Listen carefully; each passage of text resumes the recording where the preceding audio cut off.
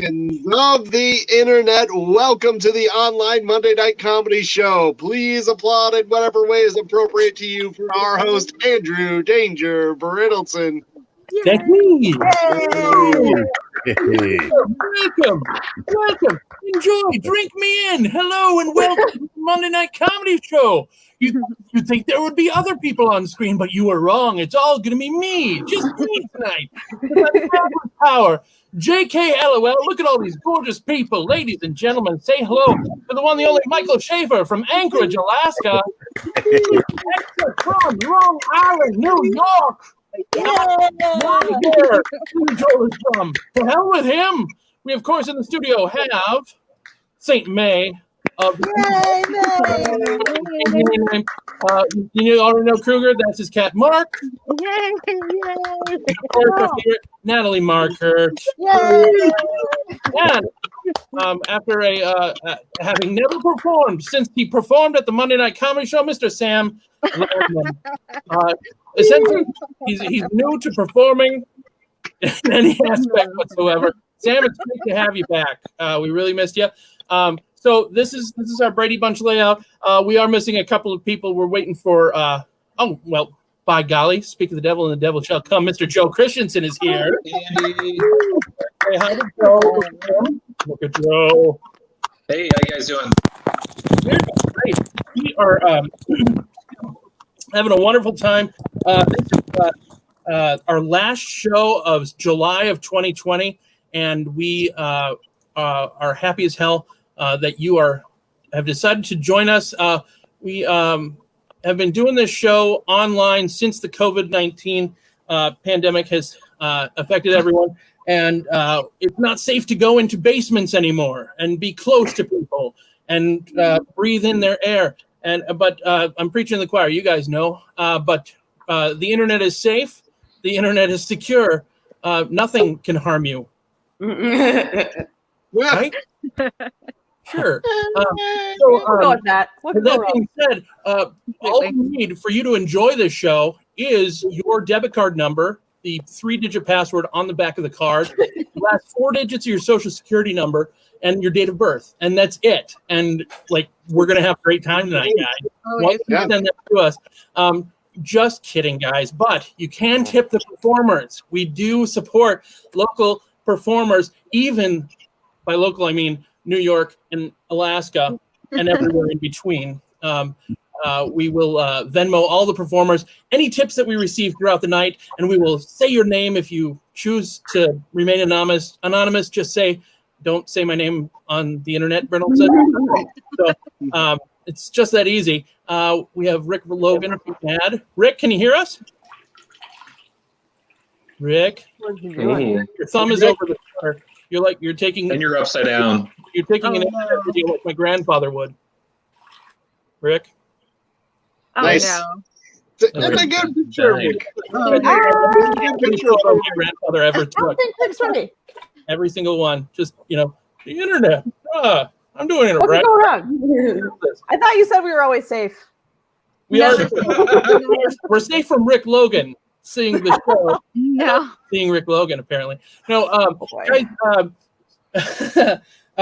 we have lots of cool announcements to give you, and kind of like a little preview of what to come with the Monday Night Comedy Show later in the night, courtesy of nanotaco.com.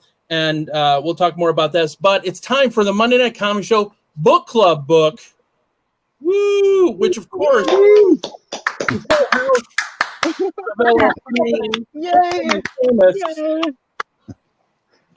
this is one of 12 books written specifically for Stephanie of the TV show Full House.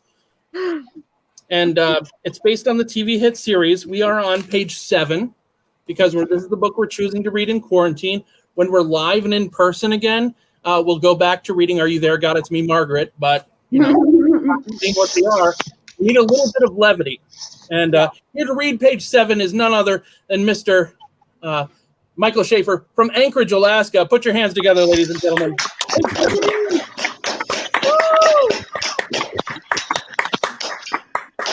Clenched teeth. This isn't the Olympics. We don't need a play-by-play. Well then, get moving, Darcy urged. Stephanie turned toward the garbage cans. Take a deep breath, she told herself, and relax. You just have to say 10 little words. You've practiced them over and over. Even though Stephanie had carried a lunch tray across the cafeteria practically every day of her life, she suddenly felt nervous and awkward, as though she were about to spill everything or trip over her own feet.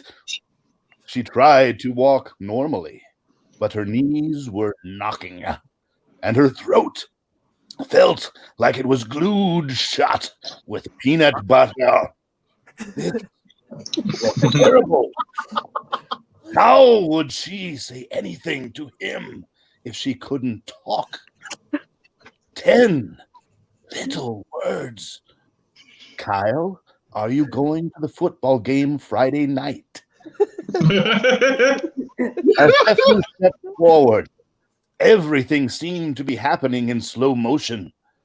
Kyle approached the garbage can. He brushed his hair out of his eyes with his left hand. He tilted his tray. Stephanie watched his apple core slide into the garbage, then bent over and slid his tray onto the top of a nearby pile. Kyle, are you going to the football game Friday night?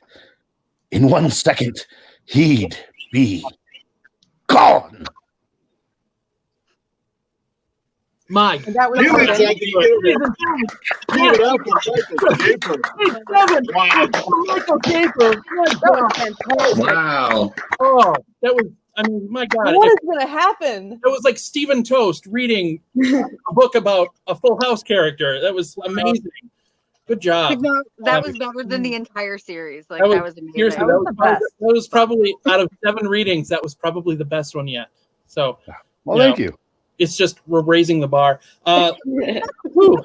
If you don't know what the Monday Night Comedy Show book club is, we read a page a week from, well, this book until we're done. Hopefully the quarantine doesn't last 131 more weeks. Don't read ahead in your home version, obviously. We want to surprise people, and there are lots of twists and turns. I do want to say hello to Mr. Rick Logan, who has figured out his tech issues. Rick, are you there? Can you hear us? No. Rick? He has not figured out his technique. All right, Rick. Did he get out of the bathroom? What It's was just a bit, happening? it's a bit that he's doing. Maybe Right? he's just shy. It's okay. This is not a bit. He knows how to use the fucking Rick does phone. a happy hour every night at 5 o'clock, and I watched it. I know he has internet. I think the problem is he's just not drinking. So live. But and Lamon, I think he lost his internet connection too. So Both and of these men. Rick is going weird. Whatever. We're gonna figure it out. We'll get to those guys later. But our first performer of the night, ladies and gentlemen, is none other than Joe Christensen, who's been giving us new stuff every week for the last few weeks. Hey. For Mr. Joe Christensen. Hey everybody, how you doing? Great job, Michael. Too, you bring literature alive. Everyone, go out and read a book. Put down your fortnights. Okay. Your Fortnites. Secret police pulling protesters out of vans, into vans, I guess. Into vans. That's not cool. But secret police maintaining their secrecy by eating high-tech invisible donuts. That's pretty cool. I bought a golf bag full of clubs, which seems like a waste since I hate playing golf. Fair enough, but I do enjoy carrying clubs around because then you can yell 4 and watch people freak the fuck out.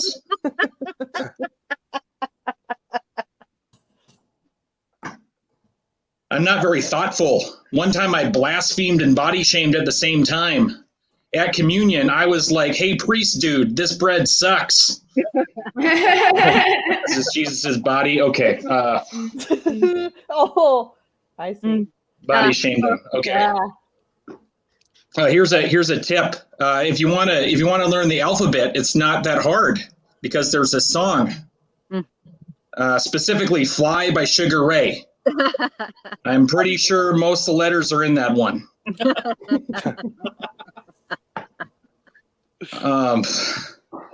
We need God in our colleges, right? Yeah, specifically in our women's studies programs, because that dude can be sexist as fuck.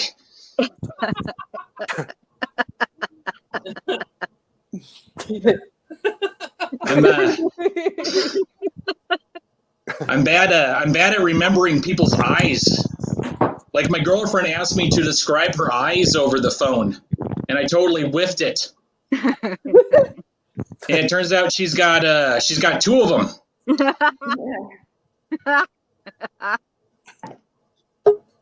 Kids are dumb. They're dumb fucks. They'll wait an hour in a line to sit on Santa's lap, and once they get on Santa's lap, they say what they want for Christmas. It's like, hey, ask for his autograph instead. That dude's super famous.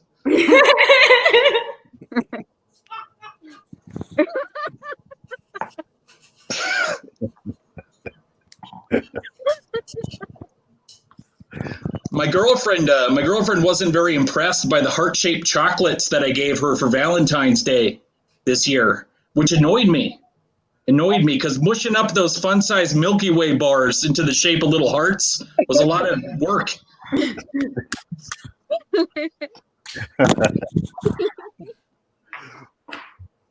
It sucks that my friend has to change his wedding plans because of Corona. Like, because stupid people are afraid of getting COVID, you know? Like, he no longer can release, at the end of the ceremony, 200 Chinese bats. Not good. No.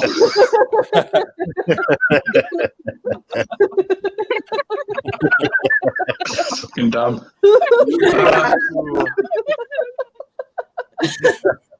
If you're gonna hook up with someone, if you're gonna hook up with anyone in Europe, I recommend hooking up with an Austrian because they don't kiss and tell. Nope, they bang and then they yodel about it.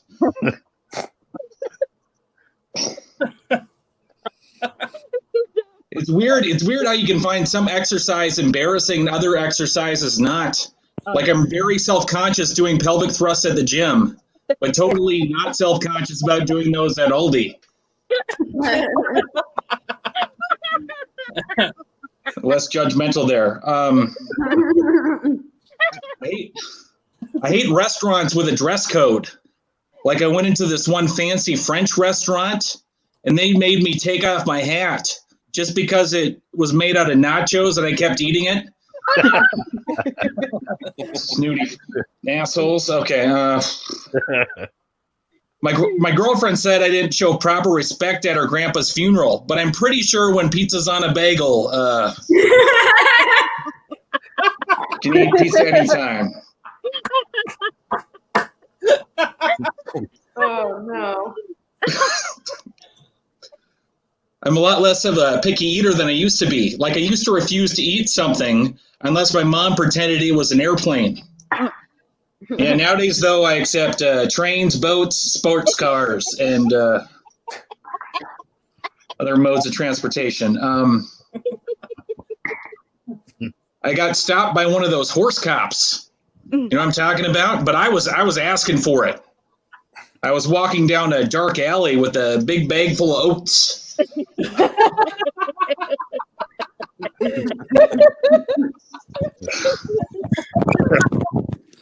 I bought a Dasani. I bought a Dasani from a vending machine. What a fucking ripoff! Starting to think they're watering that shit down. Okay, that's it.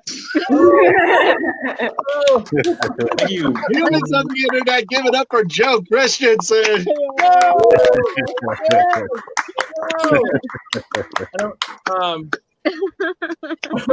during Joe's set, we did have a Rick Logan, and now Rick is on one more time. But one more time for Joe Richardson, ladies and gentlemen. Thanks, everybody. For those of you just joining us, thank you so much for being a part of the Monday Night Comedy Show. This is our online show because there's some sort of a global pandemic going on, and you don't want to be in a basement breathing in our air. And you can drink your own booze for cheaper. Anyway, hopefully you do have a beverage. I have a mason jar full of fruit, and we have a couple of people watching, some good friends. David Mutter, thank you so much for being back. David, we love you. One thing only David Mutter was gonna care about. David, I got the Apollo 11 lunar lander. Nice. I got the Lego version of that, so you should love that. Anyway, who else is watching? We got Jared Reese, we got Claudio, we got Yvonne. Let's see, Yvonne saying hi, Claudio. We got which is very good. Anyway, Sam, people are really into the fact that you're doing stand-up tonight. I think it's because you're so popular on the internet and on Twin Cities stages when they allow stages to happen. But I don't know what that means, Dante. What? I want it. I don't know what that means. What? Oh my God, picks. Okay, everybody's talking about Lego now. I'm sorry to derail the show, but it's anyhow. This is now the Lego hour. Yes. So basically, Sam, because you're on the show now, we've doubled our audience. So we need you on every week, if that's okay with you. And only if you want people not to laugh, I'll show up every week. Yeah, if you want a segment where nobody laughs, just wait. People Sam, are you're laughing now. clearly you have not seen the show in a while. My God. What did you say, Kruger? What? What? Oh, I was just asking how well you remembered the show. I remember it being more personal, but I don't remember most of it. Not a lot of it. So give me 1 second, Sam. I'll make it personal. Let me get rid of these assholes. Oh no! No, come on! What? Don't worry about it. We'll get rid of them. We'll get rid of them. We'll get rid of them. No, that's not what I was asking for. Oh, you dirty birdie! Hey, Sam. Not that close. That's really close. Hey, Sam. Ew, get away! Sam. Oh God. Fine. How you doing, Andrew? Oh, enough about me. I'm fine. We're very excited to have you here, Sam. It's been a long time since you were performing. Last time you performed at the Monday Night Comedy Show, you were doing Herschel Doucheberg. And yes, or some other character. I'm sure. There's a different one. Tarkin X was another character that you did, and maybe you can bring him back. I don't know. That'd be great. It's been a long time. Yeah. So. You were going to do a sequel to your Fringe hit Sad Carousel, correct? This year? Yeah, it was going to be Herschel Doucheberg. Actually, yeah, it was going to be a 10-year anniversary show, and I dropped out because I was like, this is way before the pandemic, but I was like, I had just gotten laid off, and I was like, I might need that $300, so I said, fuck it. I was just like done. Oh, I didn't you pull that out. I was blaming COVID-19 for it. No, I'll shoot straight. Yeah, it wasn't that. It was a Weasley way to weasel out. It was just me. Sometimes you got to weasel out. You got to weasel. Yeah. Absolutely. Well, it can't rain all the time, as we learned from The Crow, and by rain we mean COVID-19. So it can't COVID-19 all the time. Hopefully this will all get better, and stages will open up safely, and maybe we can see that what Herschel's up to 10 years later. Yes. But before we go any further, I do want to remind people that you can tip the performers through a Venmo. I will happily send every performer on screen here tonight a share of all the tips that we collect, and ironically, I will Venmo them to them. If they don't have Venmo, I will write them a personal check and make use of the United States Postal Service. And that being said, let's bring our next performer on. It's actually it's supposed to be Rick. I'm going to try to find where Rick is on the internet. So instead of Rick Logan, we are going to jump to Cece on Long Island. Cece, how are you? I'm all right. I'm all right. How about you guys? Excellent. Give me a little bit of intro. Hang on one second. All right. Are you ready for your intro, Cece? I'm ready for it. Okay. Kruger, we can do improv now. Give me a fat beat. Andy, this is not going to go as well as you like. No, this is perfect. All right. Ladies and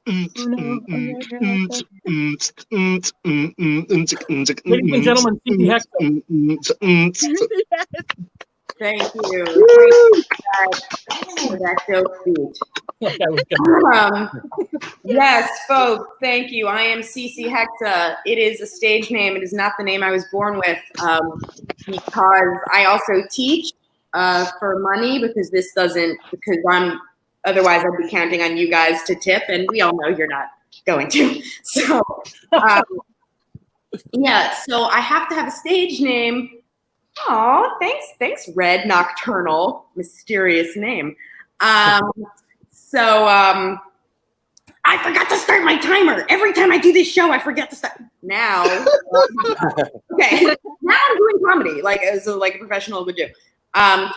So teachers, mainly it's parents of the students don't want the teachers to like talk about drugs in public and shit like that.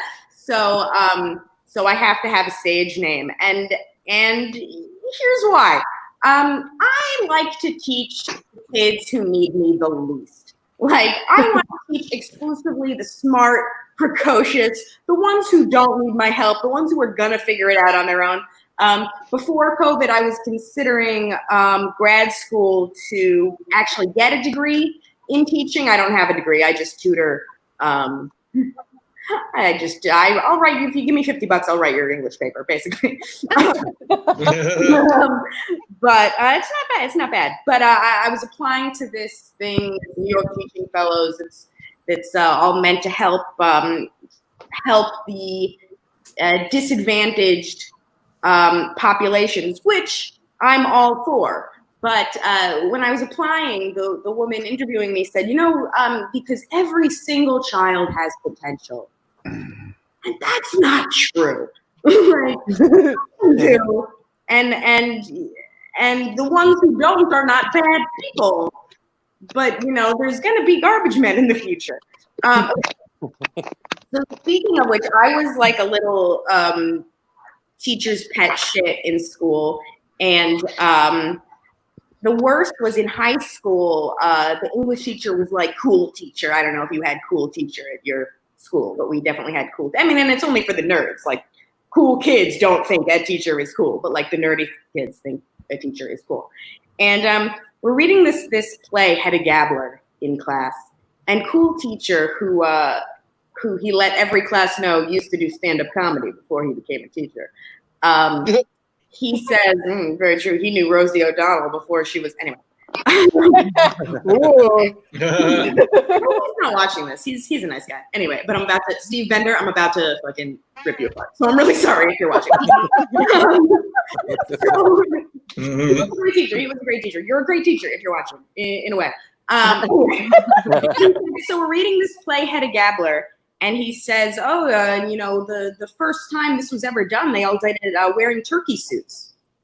And I raise my hands and I say, how does that work with the realism of the play if they're wearing turkey suits? And he starts to laugh and he's like, you believed that? And it's one of the most embarrassing moments of my life. I'm feeling like deep shame. And then just the other day, just amid COVID ruminations, or what am I going to do other than go over every embarrassing moment of my life while I'm in lockdown? So I realized he says to me, do you really believe that? I'm like, yeah, I really believe that. I'm a child. Yeah. You're my teacher. You're supposed to be giving me information I can rely on. If Darwinism is a thing that exists, why wouldn't they wear turkey costumes? It makes exactly as much sense. I trusted you. Mr. Bender, I trusted you. Okay, he's not watching. He might be watching. No, so I've the other thing I've been doing, I've been like watching birds and stuff in COVID, and birds are my friends now because I don't have a real life. And I love animals, but I also love to eat meat. And it's because there's nothing to do but think right now. I've been sort of realizing that it's hard to do both. It's hard to love animals and eat meat. And because, I'll be like sitting at the grill, like grilling chicken, and then like a robin comes and perches, and I'm like, I love you. It doesn't really work. So, and there's like a duck pond near where I live, and I was there, and there were some seagulls in the pond as well. And I just wondered, like, how did we decide ducks, delicious, seagulls, not food? Because at a glance, like with their feathers, they look exactly as delicious. Like, there's not a clear superiority in the duck. Anyway, so I've been thinking a lot about, I have not stopped eating meat because I'm selfish above all things. But it made me start thinking about how other animals eat and live, omnivores, herbivores, carnivores, and such.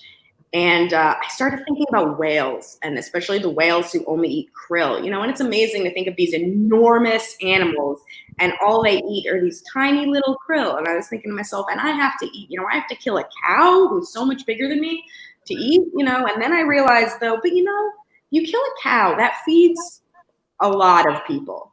Every whale meal is a genocide.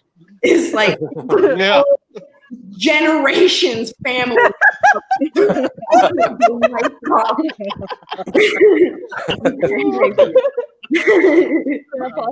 doesn't really have an end, so I'm glad you guys like it. No, I do love animals. I have a dog, and I've been helping babysit. My neighbors just got a puppy, and I've been, taking it for a couple of hours a day because I love it very much, and they need a break. And that wasn't funny stuff, and that's stuff that'll ultimately be cut out of this bit.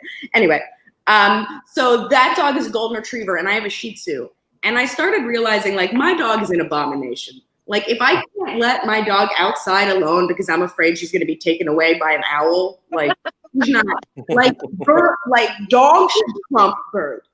Everything else is not right.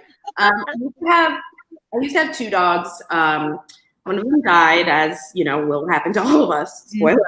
And when she died, I was living in Germany, and I had my biggest culture shock moment ever, like cold, reserved, Germanic peoples, when she died. So I took her. She'd been sick for a long time. I finally take her to be put down, and it's horrible. It's the worst thing. It was the worst moment of my life.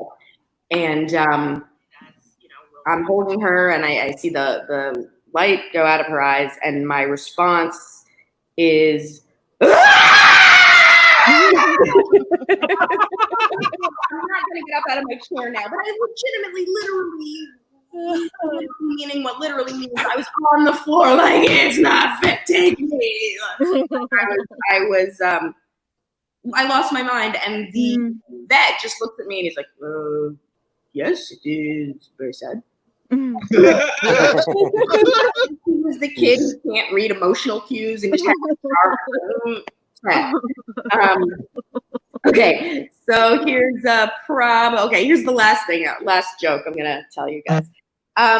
So I've heard some comedians have heard joke about Kathleen Madigan, to name drop, has a bit about them taking your phone away if you're arrested. And Gary Goldman has a bit about 411, that nobody calls 411 anymore. But here's the thing. Here's what I figured out recently. In normal life, yes, you don't need to call 411 because you have your phone. The people who call 411 are the people who are arrested and the people who are in psych wards.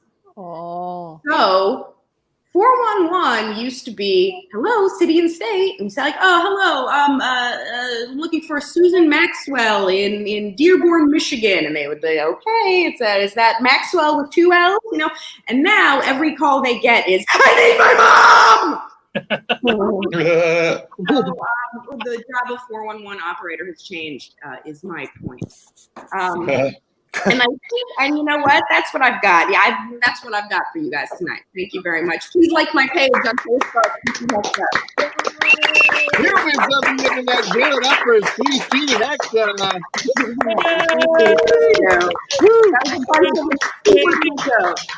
Stevie, we love you here at the Monday Night Comedy Show. Do you ever make it to the Twin Cities ever?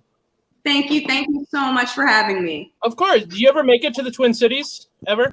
You know, before the plague, I was traveling a lot. So I hope very much to make it to the Twin Cities as soon as it is possible for me to get my action here and start doing shows all over the country.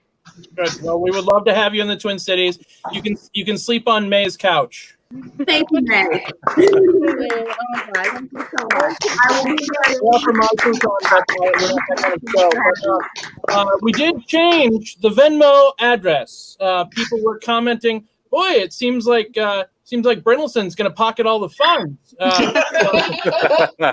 I haven't yet, but that's a very good idea. But we did change it to the Monday Night Comedy Show. I didn't know you could do that. It's still apparently under my name, but we can change the name. So it seems more legit. We're still going to tip every comic and performer who comes to the show. So rest assured, this is legit. And Rick Logan has figured out his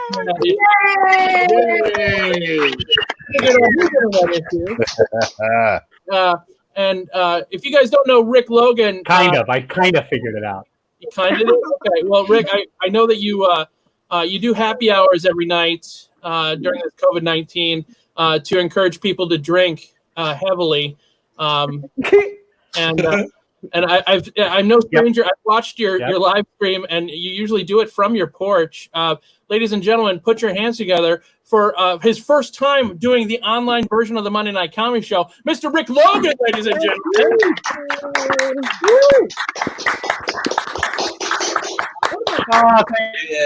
He's frozen again. I'm very happy to be here. I'm so glad to be on my porch and doing comedy where I can hear any laughter instead of seeing you all and not hearing any laughter. That's good. Yeah, I usually do the happy hours on my phone, and so it's just on Facebook. This is StreamYard. This is a whole different thing. I can't do it on my phone, and I don't have a computer because I have kids, and my kids have computers. I'm on my kids' computer right now, so nobody curse, please. I hope everything's gone. My name is Rick. My pronouns are he and him. I have a toddler. Their pronouns are I, mine, which is great because we feel they're being essential. Kind of nice. Happy about this. I know a couple of weeks ago that I saw some conservatives lose life because that's what God did. And I'm like, these religious people have not read the Old Testament, because in the Old Testament, God pretty much wiped everybody out multiple times. The one that everyone talks about is Noah. I think there's some guy now building a COVID ark, and the rest of us are kind of on our own, and we'll see how that goes. The world's been destroyed multiple times. I think we're living one of those times right now. My kids are walking in on me right now because I'm cursing, and I promised I wouldn't curse on their phone. I actually saw. I do a lot of driving because I'm the guy who picks up stuff for my family. I'm the one who puts on a mask and bathes myself in hand sanitizer, and I go out. And I saw a lawn sign that said, "Set a good example. Act as though your mom's watching." And I thought that was great. I thought, oh, you would really love that sign. It is my mom, so I stole it. And I gave it to my mom. I was right. My mom actually did that. Absolutely love that sign. Thinking, my wife, my kids are my roommate now. COVID, because we don't go out, which has really put a damn on sex life, to be quite honest. And it reminded me of when I was younger and I had a roommate, and I accidentally walked in on my roommate, and it was very awkward. Let's just say there was porn involved. But I was impressed because I don't know how he got the whole film crew in there. It was pretty impressive. They were doing one of the porn parodies, but it was like PR, only the P stood for porn. It's kind of funny. I actually wasn't so bad. I got a free pizza out of it that I didn't have to pay for. Not with money anyway, but the pizza was good. So they were doing this PR porn parody. They even had a porn name, Kai Dizdal. Nobody watches, nobody listens to Marketplace. My daughter is listening to this, and she probably shouldn't. But I go out everywhere with a mask, and the best part about wearing a mask is I have to trim my nose hair in forever, and I probably should have done it before tonight, so I'm sorry. I do. It's funny. I was thinking about my nose hair trimmer because I had a birthday recently. I do a bit, some of you know, about getting a nose hair trimmer for my birthday. My birthday was actually just the other week. As a matter of fact, it's right around Andy's birthday. I hope you had a good one, Andy. I had a great one. I realized this year, I'm in my 50s. I finally realized that I have Christmas in July, or as I'm calling it, Rixmas. So my birthday is now officially Rixmas. I love, frankly, because I get the whole month. And if you don't have my coffee cups at Starbucks, people get upset, which I'd be happy with. My wife, Anna, doesn't like that very much, but we gave her her birthday holiday. We gave her Annika. She doesn't like that very much. I don't blame her, though, because I get the whole store and she gets an end cap. She doesn't like the end cap.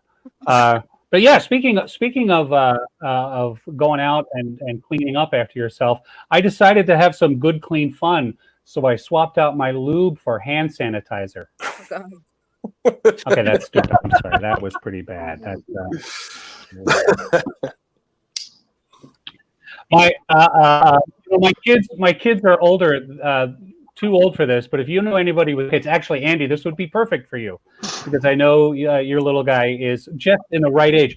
My brother-in-law told me they were growing that the cream truck plays only when it's out of, and I thought that was absolutely wonderful, and I wish I had done that when my kids were old enough to shake me down for change all the time. I think one of the weird things about this whole pandemic is everybody talks about the new normal, which is wearing masks everywhere. But I think there are times when it's not going to come in handy. I was thinking of a trial. And everybody's, of course, practicing social distancing and wearing their mask.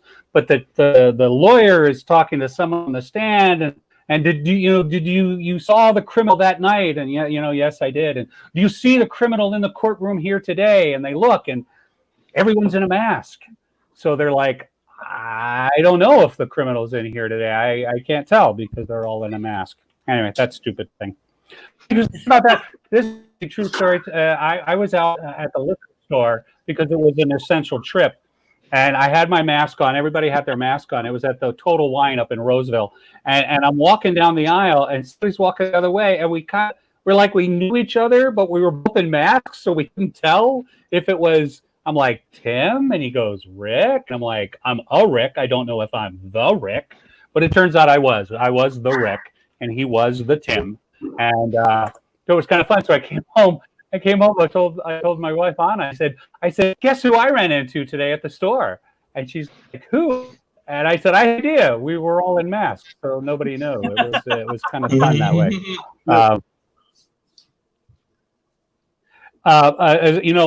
My dealer won't sell me anything anymore because apparently I'm only supposed to trip. Okay, that's a stupid one too. I'm sorry. I'm just going to cross that one out. I was, I used to have a job. I don't know, you guys remember jobs? Remember those things? We had them. One of my jobs, I was a mail carrier a year and a half, quit before I died or killed someone. And one of the things that was interesting about the job is that I would have a different car every day. Sometimes I would have those old postal trucks with the driver on the opposite side, and sometimes I was in this big Sprinter van, and sometimes I was in the little minivan, and so it was really weird. Like, and they have these things, they're called 2 tons. I guess they're the really big kind of panel vans that they kind of look like the UPS, only they're big, and I had that for a whole week. And it was really weird because, you drive that for a while and you get used to driving a really big truck. And I had to, at the end of the day, I had to get into my little Toyota and drive home. And I thought, it'd be weird if like Batman, who drives his Batmobile all the time, and then he has to get out of that Batmobile, get out of that big, I'm thinking of the Christopher Nolan Batmobile, the big tank, and he has to get out of that and get into this little Lamborghini. And I have to imagine there's a learning curve to driving, going from driving a tank to driving a sports car. And I don't know. I don't have anything. That's a work in progress, I suppose. The last thing I will tell you all, there's a whole bunch going on with, social justice. And Black Lives Matter movement, which I'm completely behind. It's so funny because I am all my white friends, and especially on social media, all they're saying is we should listen more. We should listen more, and I'm hearing that so much I can't hear anything else. That's all I'm hearing is I'm hearing white people say we should listen more, and so I'm saying yes, listen more. Shut up about listening and listen. All right, that's it for me. Thanks, guys.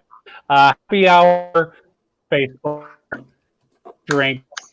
Humans on the internet, give it up for Rick Logan.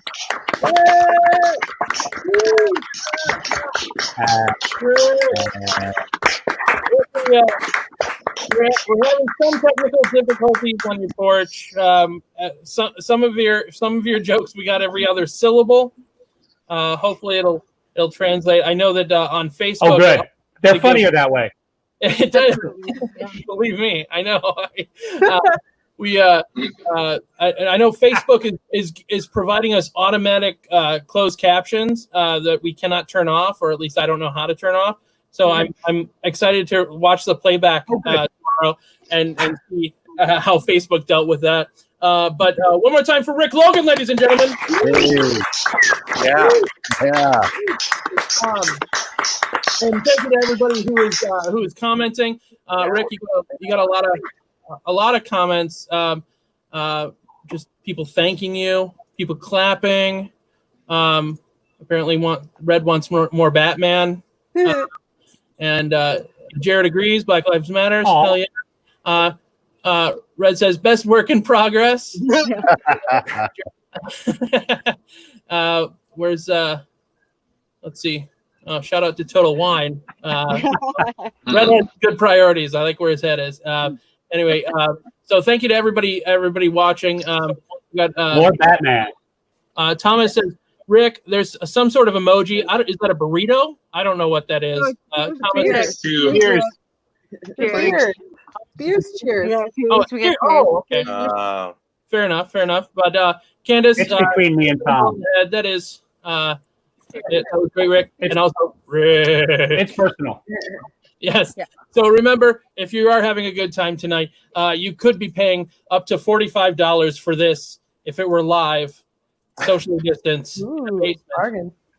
Or you could just tip the performers, like Dante Quinn, who tipped us $4.50, ladies and gentlemen. So that means the sharing almost 75 cents so far for their hard work. So if you want them to be able to afford a cup of coffee at an AA meeting, you just tip more. That would be nice. Red says, "Don't judge me, Andrew. I am not judging you. You are a wonderful person, Red. Thank you for being here." And Candace is really happy that name off our number one fan tonight, Candace. We can't do the Monday Night Comedy Show without you, Candace. I'm going to change my son from Graham to Candace. No, you're not. I have to run it by his mom. You're not. Him. What do you think? Instead of Graham, we call him Candace Beckham Chasnoff. and everything. Anyway, that's good stuff. It has a ring to it, but you know what? After our next performer, we're going to lose half our audience anyways, because they're all wanting to see what albums he listens to on the Cutout Bar. If you're not a fan of the Cutout Bar, go fuck yourselves. What the hell are you doing with your lives, internet? Yeah. He is the owner and proprietor of the Cutout Bar, which we will talk about after his set, ladies and gentlemen. Please welcome back to the Monday Night Comedy Show, Mr. Sam Landman, ladies and gentlemen. Yeah. Hi, everybody. Can you hear me? Am I audible? Can you hear me? Yeah. Okay. Good. All right. So that's a shame. So I'm one of those old farts who saw Star Wars Episode 4 in the theater in 1977. And that's not a humble brag, a little. But back then, we weren't inundated with minute details about every character, planet, animal, food, piece of furniture, bodily function, you know? This was a space movie for kids. We didn't need to know how characters ate, shit, or fucked. We didn't care. We didn't care about these things, right? But now we've got Wikipedia. I'm just going to read. I pulled a Wikipedia article here, like the old man that I am. I printed it off. Let me just take a look at it. I faxed it to myself. Okay. Did you know that IG-90 experienced anti-droid sentiments from a deformed Iktachi bouncer with two faces? Did you get all of that? Because the fuck does any of that mean? It doesn't mean anything. Nobody should know what any of that stuff means. This should be secret information the filmmakers keep to themselves in a vault. We don't need to know any of this shit. Let me go back. So one of my all-time favorite peripheral characters from Episode 4 Star Wars is Porkins. Porkins. Now, if you're not familiar with Porkins, here are the only three things you need to know about Porkins. He was an X-Wing pilot. He was rather corpulent. He blew up. That's it. That's all the three things. You could sum up Porkins in chubby pilot, go boom. That's it. That would be his space obituary.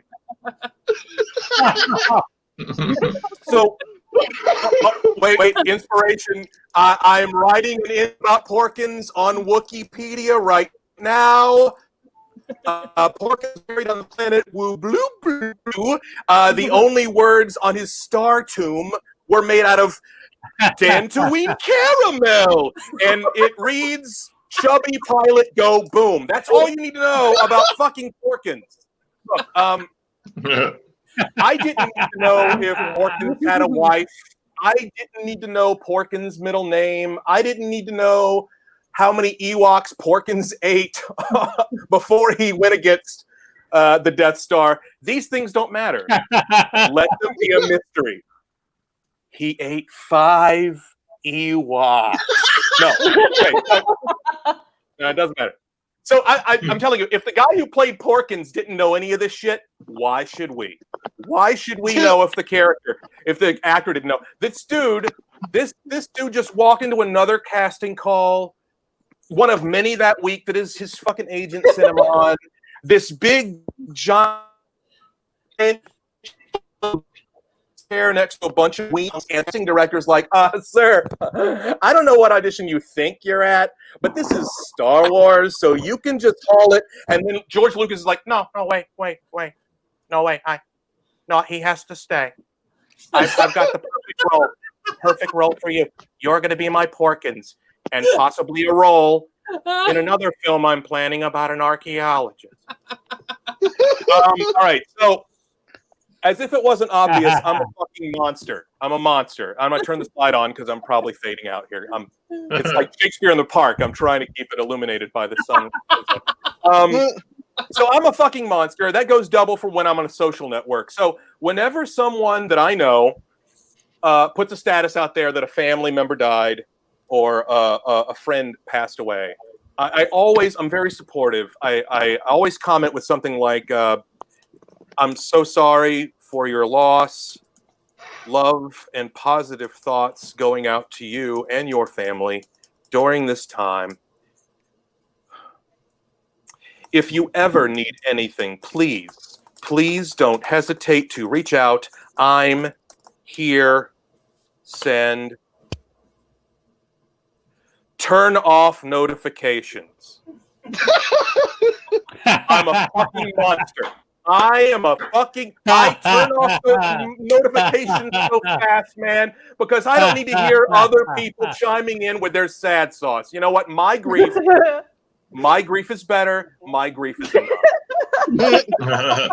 A fucking monster. Anyway, I'm always confused by people who leave a crying emoji in statuses like that. Someone dies and you leave a crying emoji. How is that helpful at all? A crying emoji is like the CAPTCHA of emojis. You might as well type, I am not a robot, because that's the most insensitive piece of shit. Hi, I'm just stopping by to say that, yes, I acknowledge that a person dying is the saddest thing that can happen. In lieu of flowers, I'm leaving this crying emoji as opposed to the ha-ha emoji, which is laughing way too hard for my personal taste, because I'm not a sociopath or a cat who accidentally walked across my keyboard. So, horrible segue. I just found out that among the plethora of fast food establishments that are providing takeout during the pandemic, Denny's offers delivery. What? Denny's. Jesus. Denny's delivers Denny's food to your fucking house. The last time I went to Denny's, a waitress brought me a bill and asked me, how was everything? And I said, well, it was Denny's, so I guess I got what I deserved. Seriously, ordering Denny's during a pandemic, I cannot think of a better way to show utter contempt for someone you've been trapped in a confined space for 5 months with than ordering them fucking Denny's. Denny's is the Doctor Strange of fast food delivery. Denny's, as the Doctor Strange of fast food delivery, they can see a myriad of scenarios that end in Denny's helping you terminate a long-term relationship. If you want to passive-aggressively punish someone, order their loaded nacho tots. If you want to watch some loved one's organs fail, try the countryside steak. If you want multiple homicides in your house, Grand Slam. And if you want to die, but not by your own hands, moons over my hammy. Denny's new slogan during the pandemic should be, see you in hell, assholes. So I'm one of those hopeless optimists, as you can see. And I'm very optimistic. And I truly believe we can get through this. But the key to getting through this bullshit is to break it up into phases, really manageable moments. All right? Example. So about a month ago, I went through my 10-minute screaming phase. Now, that is where you take 10 minutes out of every day and just scream your head off, let loose, right? It doesn't matter what you're screaming at. I had some real breakthroughs when I screamed at a dehumidifier calling me an asshole, and I let him have it. Another example, one of my Mayor McCheese glasses took the easy way out and broke, and I was just like, ah! For 10 minutes. Yeah. It was very, very freeing. I'm recently completed my Rudy from Meatballs phase. I'm just letting my hair do whatever the F it wants. I don't comb it anymore. But this is the newest phase, all right? Every morning, I open up a window, sit down in front of it, and I wait for someone to pass by on the sidewalk, all right? Now, someone walks by, and I go, are you ready for some football? Now the general reaction is, Oh no. Yeah. Oh no. Oh no. And here's what I follow it up with. Just go. Just go. keep moving. Go! I don't know what effect that has on them, but me, bye-bye therapist, because I'm fine. All right, everybody, that's all I got. So thanks so much for sitting through my shit. Thanks. Yeah. Thanks, You Sugar. been on Thanks, the Ray. internet. Give it up for Sam Landman.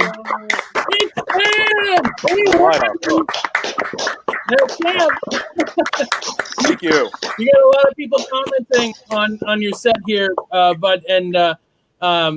you know, and if you need a new Mayor McCheese glass, I do have a double. You need one. I actually have 4 left. So it's Stop crying about one glass. Yeah, exactly. It is the best glass though, Mayor McCheese. Although I did find a grimace recently, and that made me smile. But yeah, ladies and gentlemen, if you don't know who Sam Landman is, he's a fantastic actor, writer, producer of plays here in the Twin Cities, and he also during this pandemic started a nightly live stream. Sam has spent years collecting albums based on their tasteless covers, and now he's finally listening to every single one of them every night at 8 p.m. on Facebook Live and Instagram television. You can belly up to the bar, join the chat, and help him rate crappy music. I have an album I want to submit. It is Jim Steinman album. And 1 second here, Sam. I'm gonna pull this up. This is Jim Steinman, and featuring such songs as "I Know I'm Gonna Be Like This Forever."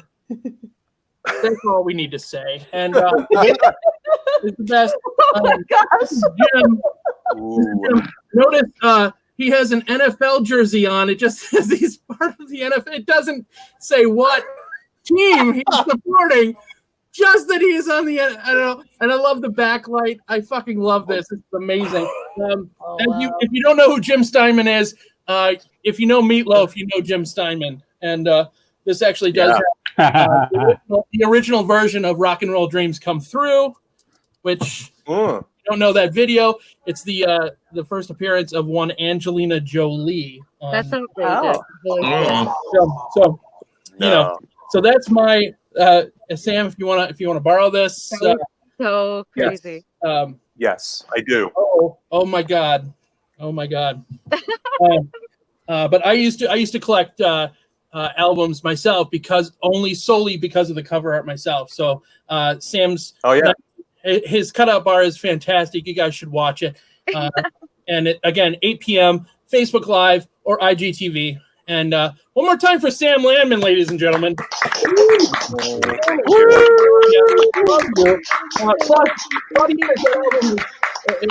Yay. Golden. Yes, it is. And this is the best one. Okay, here we go. See you in hell, Jim. Yeah. Yes, absolutely. Where was it? Matt, Mr. David Mutter was, first off, he says Sam is awesome, but also he was doing some research, and he came up with some really interesting facts. I don't know about Porkins, and I'm going to find it. No. This is amazing. It's hang on. He was fucking Eckhart in Batman '89. I didn't know that. And now that David said that, I can picture him completely, you know? Yeah. He's the one that said, "I think you're full of shit, Knox." And when I was 10, when that movie came out, I was like, "Oh my God," you know, he just said shit, you know. What? This is amazing. Anyhow, all right.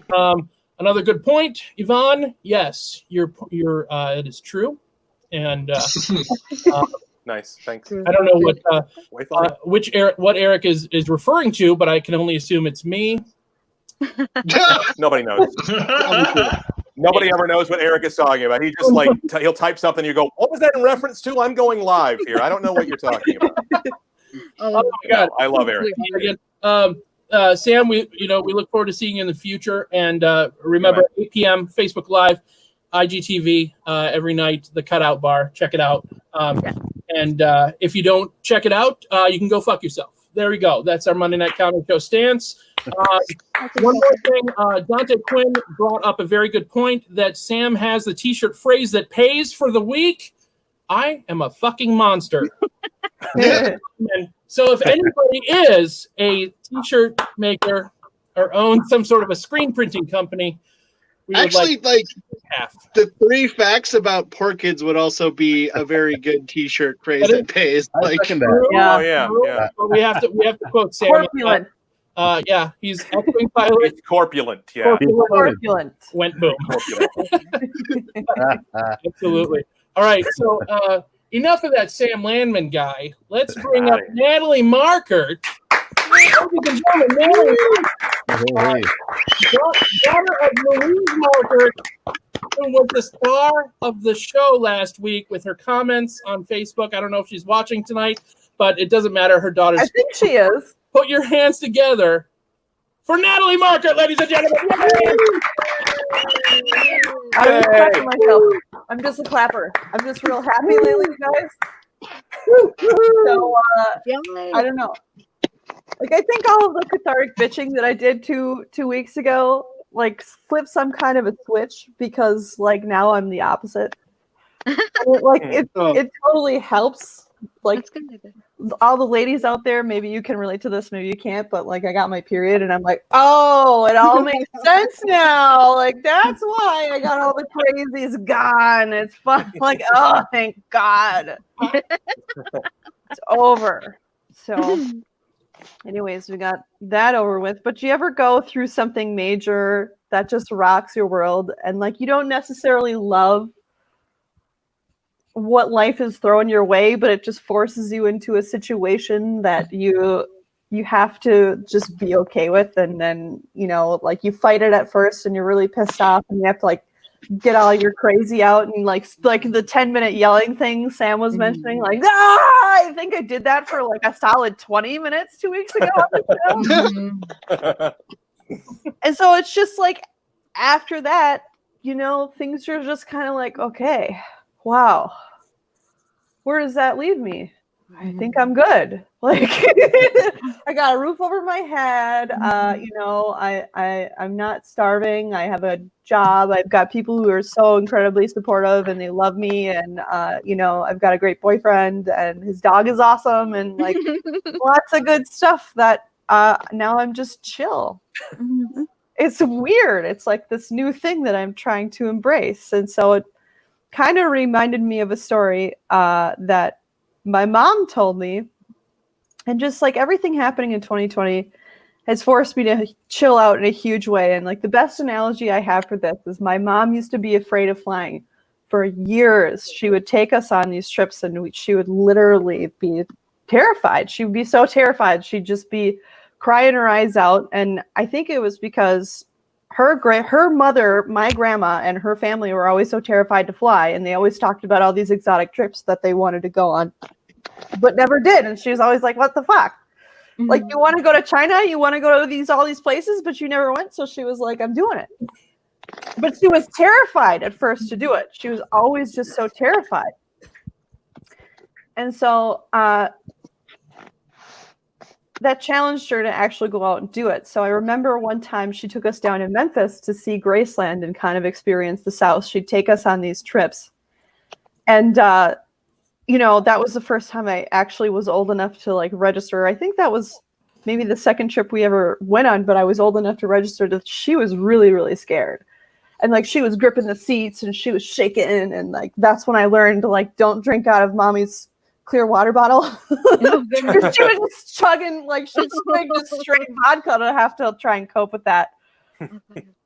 So like, every bump and every lightning strike, it was like there was a storm going on, and she was just freaked out. And I was like, holy crap, like, I can't believe that she's putting herself through this.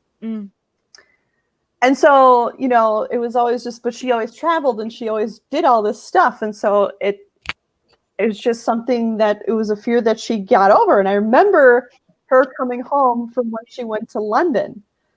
And this is just totally a profound analogy for me now. It wasn't profound at the time, but now thinking back, I'm like, holy shit. Because she came back from London, and I'll never forget it as long as I live. She came home, and I could tell there was like something different about her that had changed. And she had just experienced something profound. And I said, Mom, you know, something seems a little different about you. Like, what happened? How was London? Like, what was that trip about? Like, what so different? You seem so chill. And she goes, well, I'm not afraid to fly anymore. And I said, what? I was like, I saw you on that plane to Memphis. That was just insane. Like, how did you get over your fear of flying? And she goes, well, what did she say? She goes, I just didn't have any tears left anymore. I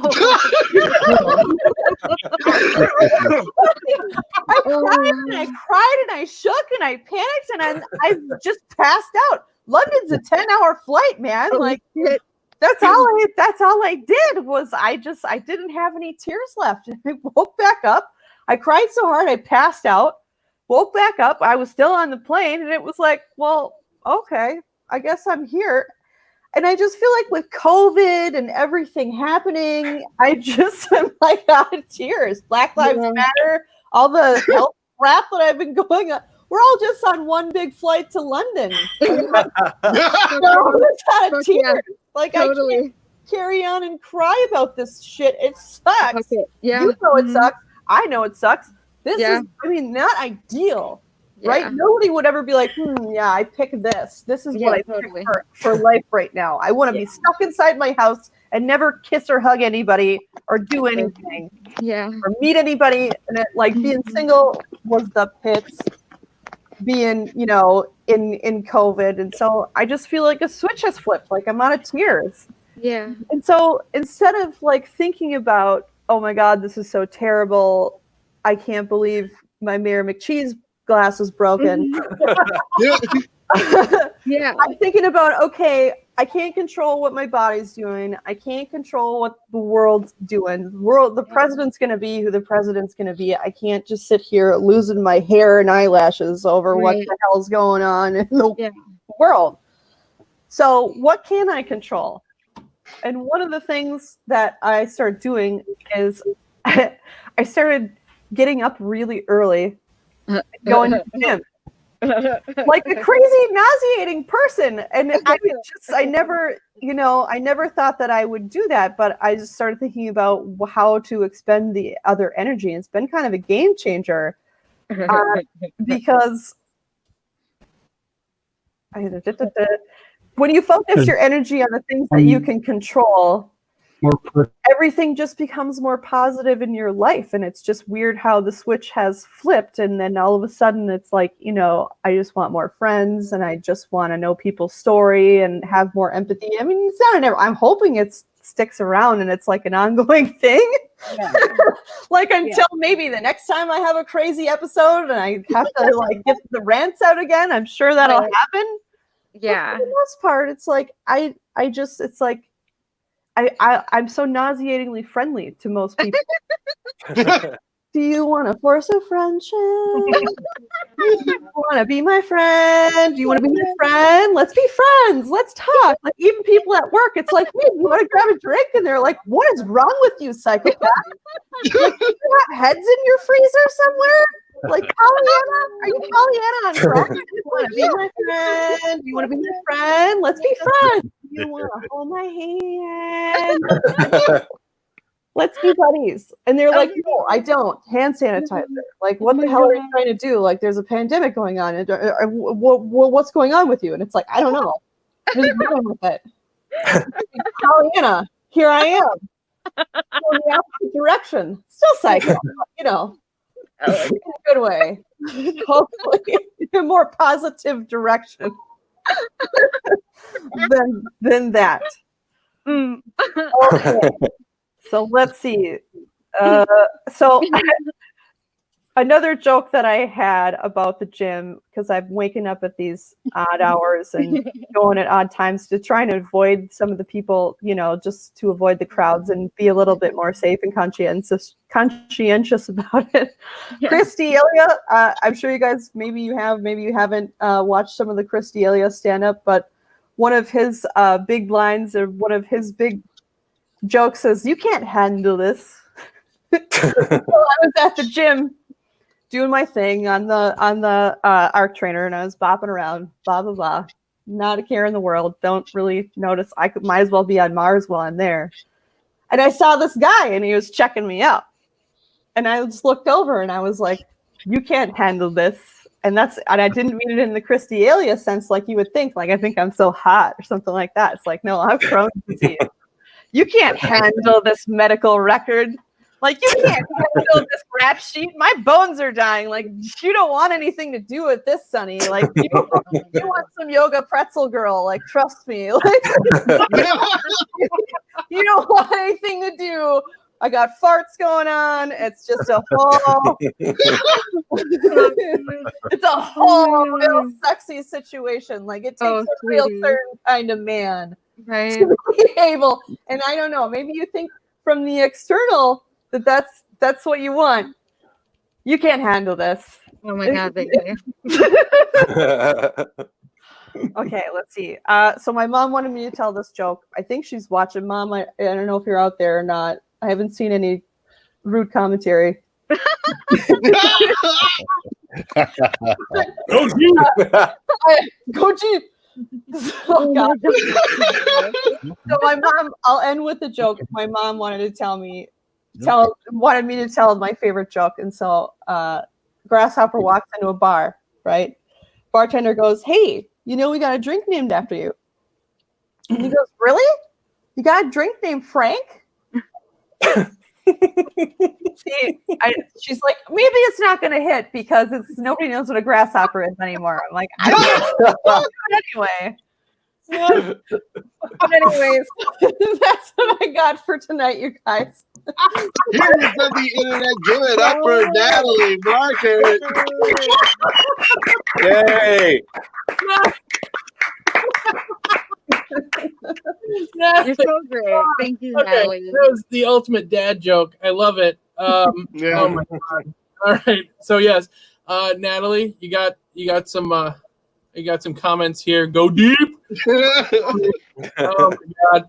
If you don't know what that means, from 2 weeks ago, her mother Louise was watching and commenting frantically all throughout the and one of my favorite things in the world, and I just have to show it to everybody. Give me 1 second, ladies and gentlemen. Here we go. I'm going to share this with you, and just bear with me. Boom, boom, boom. Wait for it. Oh, go deep. I screenshot it. It was my favorite. That was the t-shirt that paid last week, ladies and gentlemen. Is Go Deep from Louise Marker. It's our new phrase at the Monday whenever we need cheering up, which is a lot, ironically, for a comedy show. Anyway, thank you once again to everybody who is commenting. Thomas, what the hell does this mean? You gave her a B+? Like, are we grading people now? Good Lord. Okay, right. Sorry, Andrew. Sorry, man. Sorry. We grade albums on the cutout bar, and a B+ is very fucking good considering what we listen to. So that is not a that's not a reflection. Yeah, that's Natalie killing it. That's stop grading people, you guys. That's not cool. I'll take it.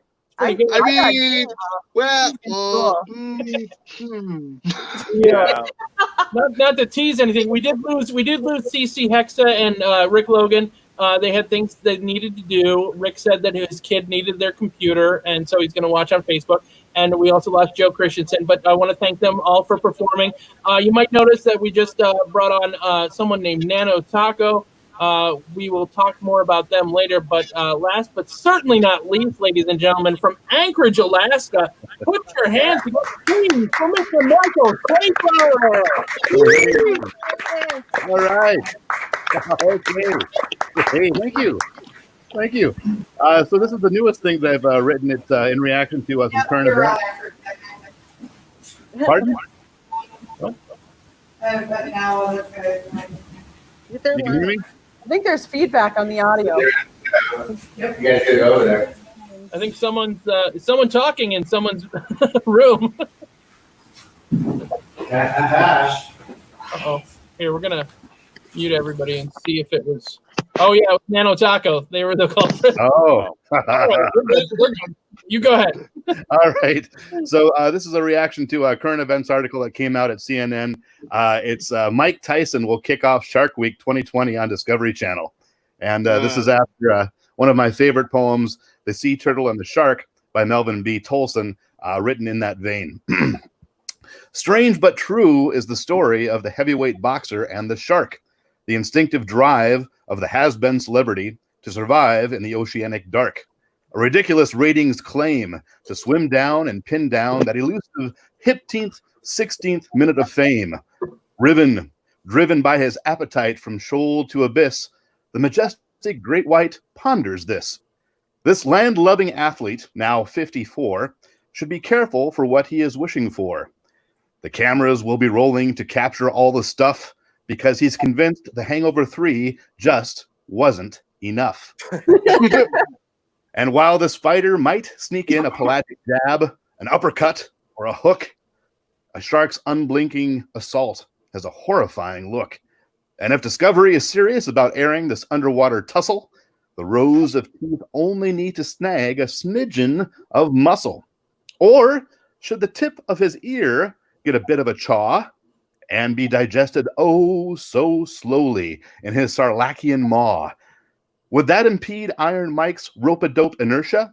Would they edit out all the blood? Would they cut to commercial?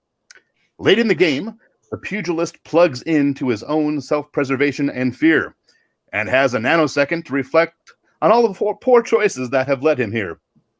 Retreating, even if Tyson escapes the vomiting dark, the cold pursuit of fly, reptilian shark, he will find nail-biting rescue from the seaworthy boat crew above, as they peel away a soaking, chewed-in-half everlast glove. Even then, when his crude injuries are too terrible to ignore, may we be spared another cameo in The Hangover 4? And I'm not hating on Mike. I'm not implying he's dumb, but both combatants are getting paid in buckets of chum. So tune in to Shark Week. Be ye chooser or beggar, then stay tuned for Punching a Grizzly with Conor McGregor.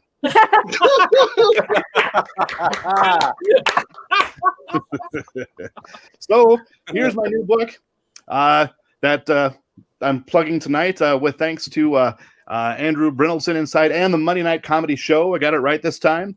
Folks, if you order a copy of the book, I will create a personalized haiku just for you, inspired by a Prince song that you, the patron of good poetry, get to choose. Would you good folks like to hear which Prince song Andy has chosen for his copy? Heck yeah. Yeah. So now I've created the haiku, but I haven't written in the book yet. I'm going to mail it out tomorrow. So you have options, Andy. Okay. Yay, nay, or processing. If you need more time to think about whether or not you want this written in your copy. Okay. So Andy's song of choice was Starfish and Coffee off of Prince's Sign of the Times album, which is enjoying a reissue later on this summer. So the haiku, 575 for Starfish and Coffee, personally written for Andrew. Comedy doorman prefers cash, but takes Starbucks and echinoderms. Yes.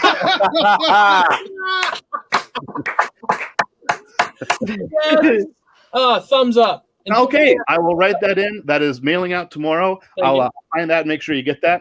So in this book, there's over 550 haiku poems celebrating over 40 albums and a handful of movies that Prince was a part of. But it's so much more than just a collection of haiku. There is bonus material inside these hollowed pages. For instance, and in parting, from my new book, here is a list of things from a secondhand store in Missouri, less inspiring to Prince than a raspberry beret, also known as this is also known as irresistible kitsch. So number 10, Prince was not inspired to write a song about a set of Confederate flag bath towels. Now, make no mistake, Prince could have written the song, but he loved writing about bath time. He simply chose not to write one about Confederate flag bath towels. Number 9, a box of expired Cadbury eggs. And if your first thought is, well, how long have they been expired? My kind of people, and we should grab a beer. Number 8, an 8-track recording of Eddie Rabbitt's greatest hits. Now, Andy, I love a rainy night. Do you love a rainy night, Andy? Oh, yeah, I do. Well, despite our love of rainy nights, Eddie Rabbitt's greatest hits was not one of Prince's musical influences. And if you're just joining us in the final moments of tonight's show, topic at hand, we are discussing a list of things from a secondhand store in Missouri less inspiring to Prince than a raspberry beret, also known as irresistible kitsch. Number 7, a Kansas City Chiefs football helmet autographed by quarterback Bill Kinney. Now, granted, that helmet would have made a neat mantelpiece, but as a song title, it's just too wordy and has a goofy cadence that even Prince couldn't fix. Number 6, a ceramic Budweiser Clydesdale. Number 5, racist salt and pepper shakers. Number 4, Jim Steinman on vinyl was number 4. Number 3, a partially chewed Porkins action figure. Number 2 on the list, a 1980 Kansas City Royals pennant with a small stain that is most definitely blood. And number 1 on the list of things less inspiring to Prince than a raspberry beret, an expired gift certificate from Denny's. Thank you. And I'd like Humans on the internet, give it up for Michael Schaefer. One more time, ladies and gentlemen. Look at the screen. You can Venmo Michael. The book is only $20. That does include shipping from Anchorage, Alaska, and he will make a personalized haiku if you tell him what your favorite Prince song is. My particular one, Starfish and Coffee. So, but that's that's me. What? Maybe you're darling Nikki. Who knows? I don't know. Anyway, ladies and gentlemen, I was remiss. Dante Quinn sent a message to the Monday Night Comedy Show. Where is that fuck yeah Rick reaction? Rick Logan, fuck yeah Rick. I'm sorry, Dante, I missed that. You're right. I should be more excited. And Louise Markert is on and watching. She says to her daughter, "Thank your father." She also says, she also has a request. Tell me the grasshopper joke. I told it. The most poignant thing she says, "You saved me." I'm assuming she means the Monday Night Comedy Show. We will accept that, Louise. Thank you. And there you go. There are David actually has a compliment for you, Michael. Kudos for looping in jokes from tonight's show. It shows he was paying attention. Yep. And we can't thank you guys enough for performing. Let's give a round of applause to all the performers tonight, ladies and gentlemen. We are going to bringing some good old friends, good new old friends. I don't know how to say it. From Nano Taco Studios. We're going to say goodbye to all the performers tonight. Please keep watching. Don't worry. Thank you. Natalie Marker, thank you so much. We love you. We will see you soon. Bye, Natalie. Bear with me. Mr. Michael Schaefer, thank you so much from Anchorage, Alaska. Remember to order his book. I ordered my copy, I think, yesterday or maybe earlier today. I don't know. But thank you, Michael. We will talk to you very soon. Good luck with the book. I look forward to it in the mail. And Mr. Sam Landman, thank you so much for being here tonight. We really appreciate it. Remember to watch every night at 8 p.m. on IGTV or on Facebook Live, The Cutout Bar. Starring Mr. Sam Landman. Thanks, Monday Night Comedy Show. Thanks a lot, everybody. Appreciate it. And thanks to everybody who was watching. Just for Sam, we got a couple of comments saying, "I'm just here for Sam." We understand. We understand. I do want to thank the people who have tipped the comics, Mr. Dante Quinn, Bailey Renee. Thank you so much, darling, for donating. Very generous. David Mutter is no stranger to giving money to the Monday Night Comedy Show. Thank you so much, David. And Marcy Panyan. I don't know if I massacred your last name. I'm so sorry. She's tipping the comedians, but she was here for Sam. So she told us that. I'm liking all of your Venmos. Thank you so much for your generosity. We will make sure that all that money goes to the performers for the rest of our lives. Anyway, ladies and gentlemen, let's bring up some friends here from Nano Taco Studios. Mercy Victor and Kat Morgan of the Apocalypse Theater, ladies and gentlemen, bring them up here. Hi, guys. How are you? Hi, Shane. Is there audio? Hi, Sweetie. Hi. It's me, Kat. This is also Shane from Apocalypse Theater and Nano Taco. About as big as a rock. So I'm sorry. But, we're here in the studios where some new things might happen. I don't know. It might get crazy up here. Bear with me here. I'm going to try to get rid of some folderol here, some things here. So you guys, are you going to be able to play a little something for us? Yes, we are. We have a little secret promo video we're gonna do for everybody. I do want to watch it. Do you want to watch I think everybody, before we lose anybody else. So yeah, I don't know. You guys have the conch, and at your pleasure. Here we go.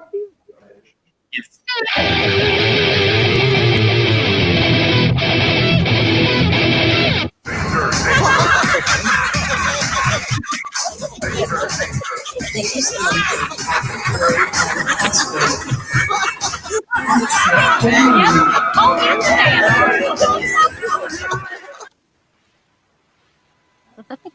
so handsome. Citizens of the planet, the Monday Night Comedy Show is the longest-running comedy showcase in the Twin Cities. Our choices have sometimes been questionable, and our product has always been pretty casual. We were once called the weirdest show in town, and over the years, we lost some of that. We're happy to announce that bringing the weird back to the MNCS is going to be more of a fact item on our to-do list.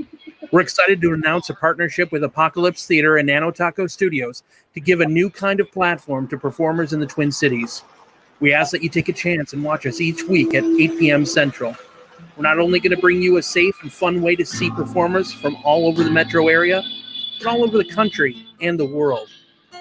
We are the Monday Night Comedy Show. We've been doing this for over 13 years, so we almost sort of have an idea of how this works.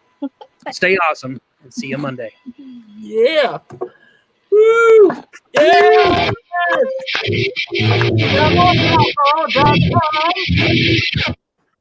Outstanding. There's way too much. All those people who didn't believe in me when I was just starting out. Now I'm going viral. Hey guys, we're still figuring out this streaming to somewhere else. It's like, so I guess you can hear me because our monitor system isn't quite set up for this. Feeds. Welcome to our studio. But yeah, here we are, and we're really excited to be working with the Monday Night Comedy Show, and I hope you enjoyed that little promo that we threw together at the very last second. Actually, we finished it today because he just sent us that audio. And that's it. I'm going to let you do your thing. Well, thank you so much. One more time for nanotaco.com, ladies and gentlemen. Literally, I sent that audio right before, right before the show, and they figured that out. Look at that. Look at Shane. Shane. Shane in the trees. He meets in a forest. In a forest of emotions. My God. Look at that lumberjack. My God. Beautiful. Get that tree. Remove that tree. All right. Well, we made there it is. There it is. Yes. Excellent. We made the announcement last week about our partnership with Nano Taco and Apocalypse Theater, and we can't be more excited because of the opportunity that it presents. We hope we have a meeting tomorrow night, and we are really excited to see you guys again and figure out what our August is going to look like. And ladies and gentlemen, once again, you have Saint May of the Underground, aka the Internet, to thank for our friendship with nanotaco.com. So thank her. We can't thank you enough for bringing this to us, and Kat and Shane and Mercy. Thank you so much for being willing to take a chance on us. We're going to by you over here today. She's been helping at the control board. Wait, say that again. It got kind of garbled. What? Oh, we have a Whitney over here that's been helping me at the board. Hi, Whitney. Hey, Whitney.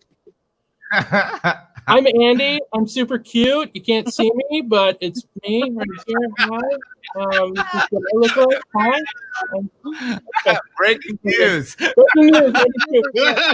2966500. Anyway, that's for this the end of the comedy show. We're done for the night. I do have a couple of things to say to our friends at Nano Taco. We will see you tomorrow night, and yeah, looking forward to it. Thank you so much. We love you. And to J Money, the motherfucking hawk, we love you. I hope your week was good. And are you able to make it tomorrow? Yes, I will be there. Outstanding. Outstanding. We will see you then. All right. Talk to you later. Bye.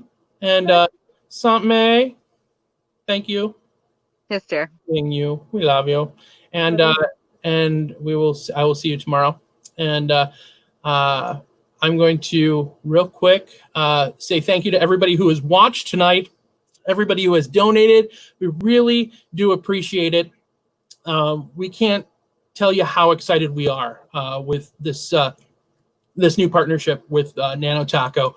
Go to nanotaco.com to learn more about what they offer. They're an AV production company who can make you look really, really good. And if they can make us look good, which is near impossible because I have weird teeth and some sort of a personality defect, if they can make me look good, they can make anybody look good. So that being said, this world is experiencing something that no one has been alive to experience before.